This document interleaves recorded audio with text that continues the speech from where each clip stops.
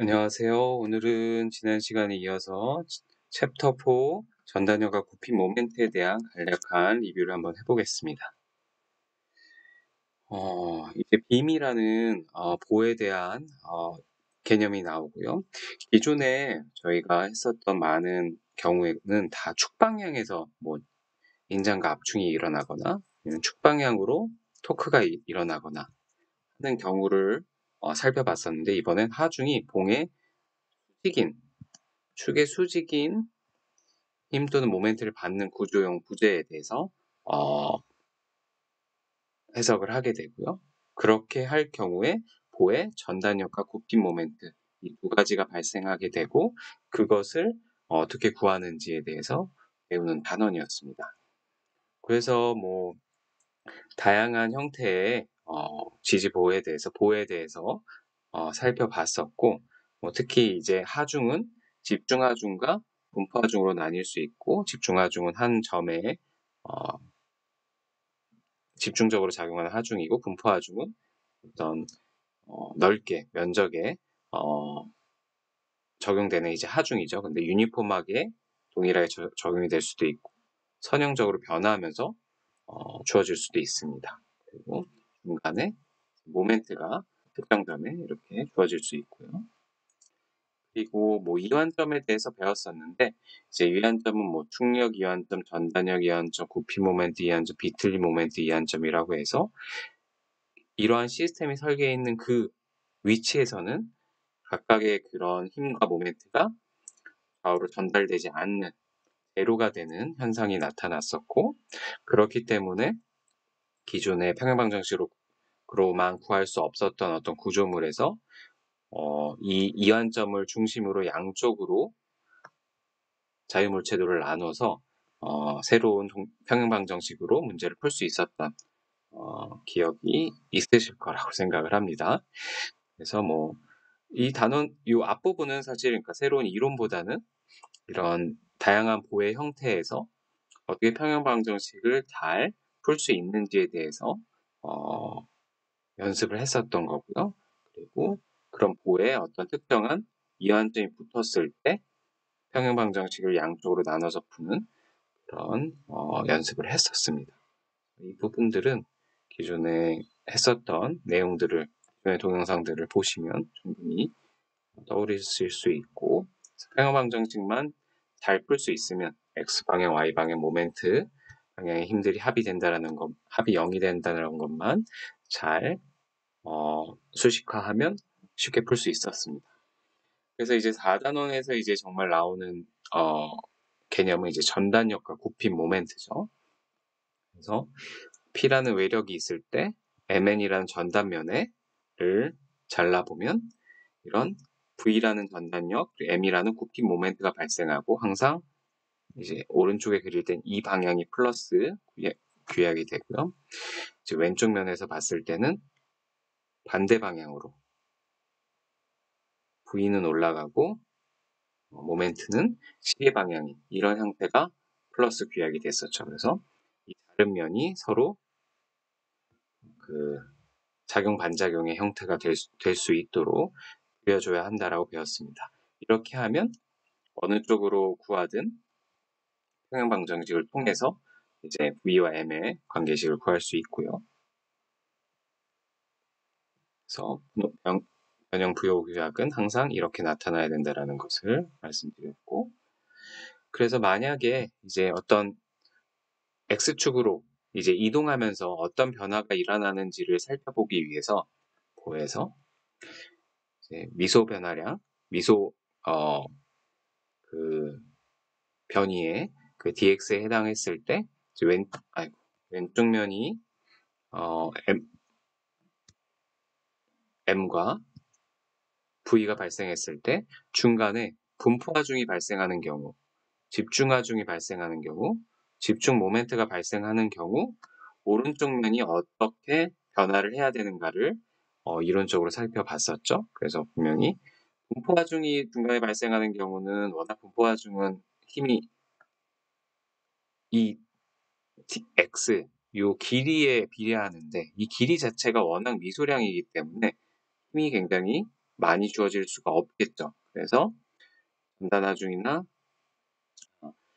전단역이나 분포하중의 전단역이나 그 굽힌 모멘트의 변화량이 작게 나타나기 때문에 이제 DM, DV라고 표현을 했고요.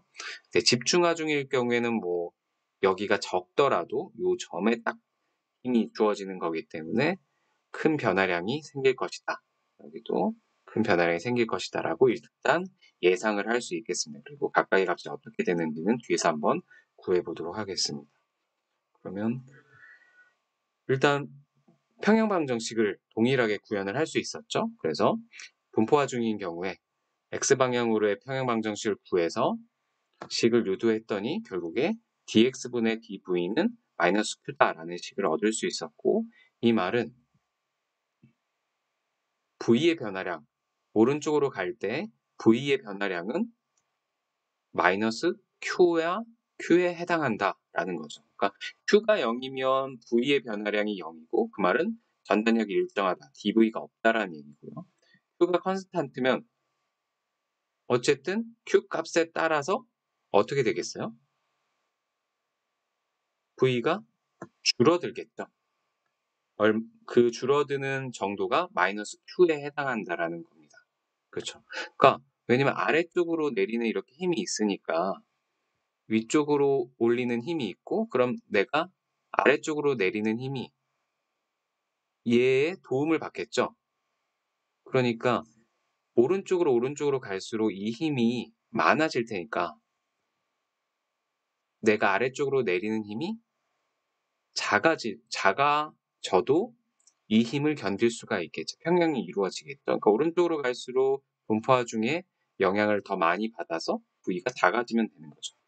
그러한 개념을 이 식이 포함하고 있다고 생각하시면 되고, 결국에 얘를 적분을 하면 V의 전단력의 변화를 적분을 하면 결국에 마이너스 QDX를 적분한 게 되고, 그것은 바로 VB와 VA 이 점과 여기의 값과, 그러니까 여기의 값과 여기의 값의 차이값이 된다라는 걸 알 수 있고요.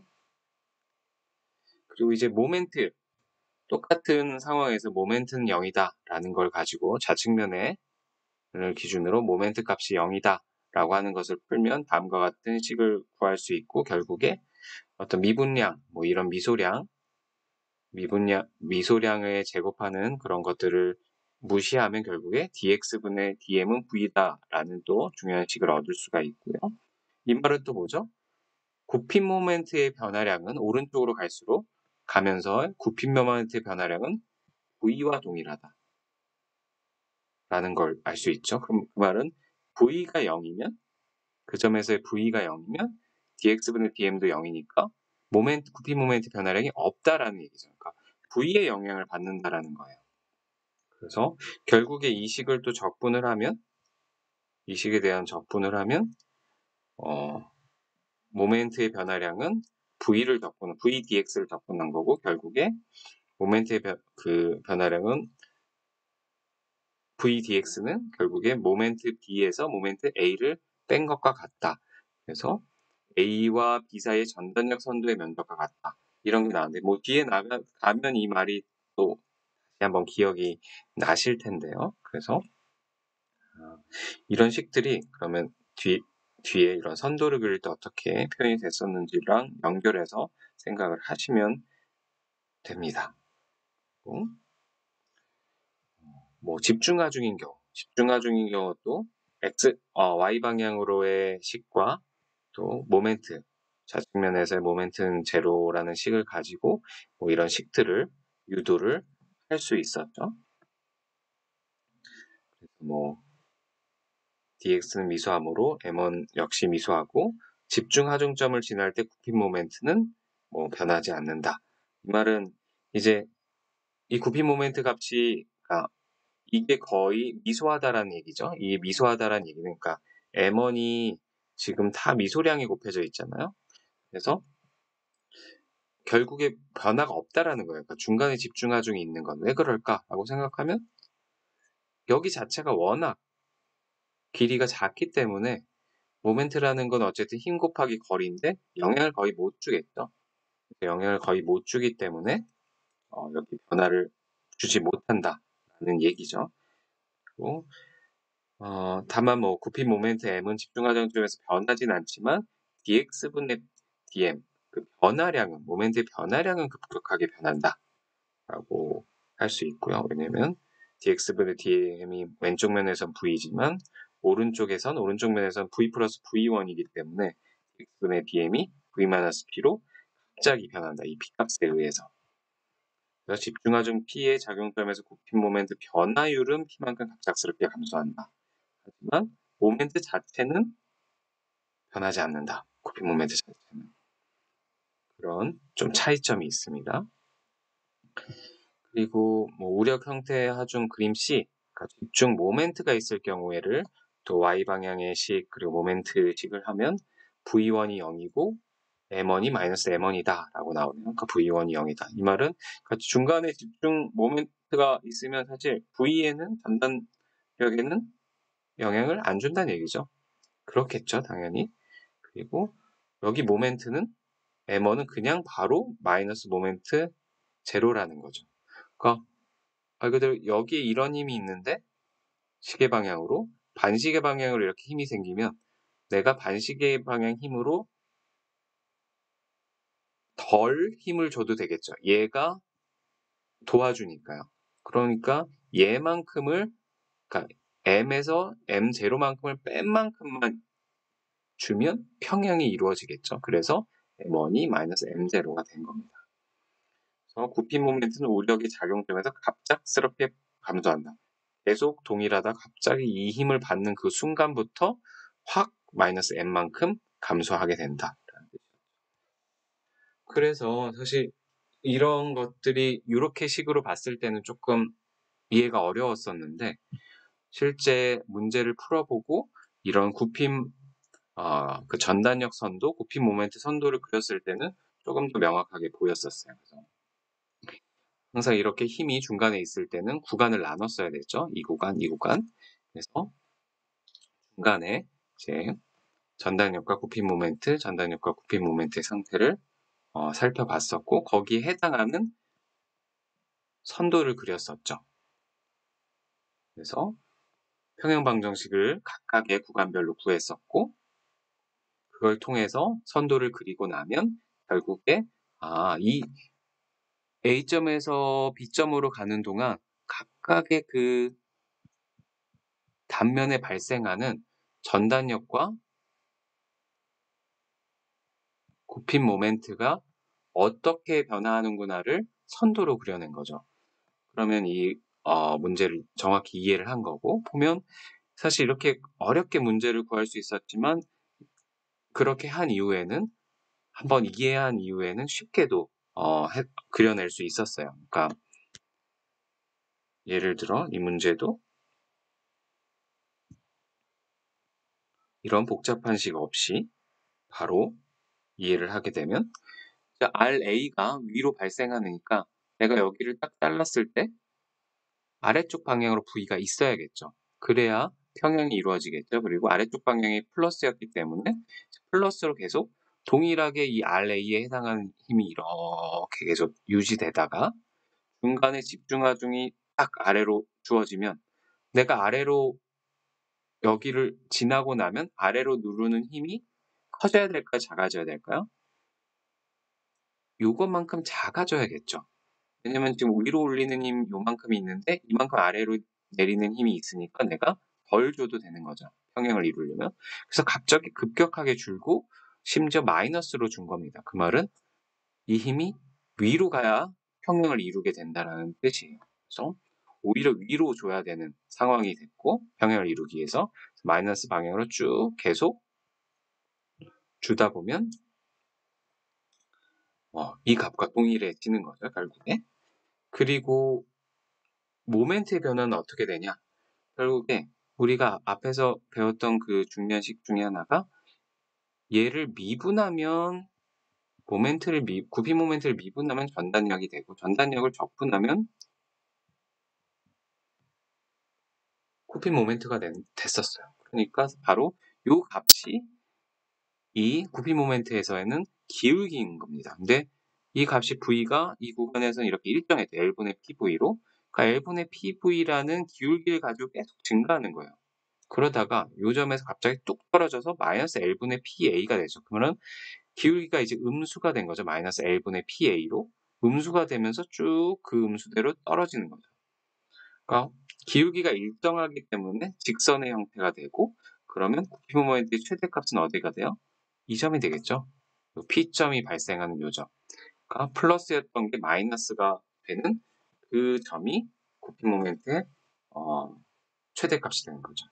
결국에 이렇게 그냥 그림을 보고 어떤 물리적으로 해석을 해보면 대충의 현상들을 예측을 할 수 있고, 정확하게 이제 이 값들을 구하려고 한다면 다음과 같이 평형방정식을 풀어서 해결을 하면 되겠죠.